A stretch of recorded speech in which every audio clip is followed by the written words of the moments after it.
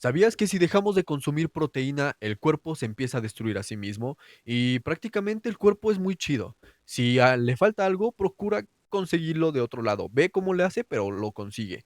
Y por eso es que pues, si dejamos de consumir proteína, llega un momento donde vas para abajo. Y por esa razón es que ser vegano llega a ser un peligro si no va acompañado de una buena nutrición. Y la proteína no solamente nos sirve para generar músculo, sino también nos sirve para la creación de hormonas y la recuperación de tejidos musculares. Ejemplo, si tú te cortas, te quemas, tienes una operación o te muerde un perro como yo hace unos días. No, bueno, yo no mordí a ningún perro, el perro me mordió a mí, pero a lo que voy es que pues las proteínas nos van a ayudar a generar nuevos tejidos y a tener una recuperación pues bastante óptima. ¿Y cuánto de proteína debemos de consumir?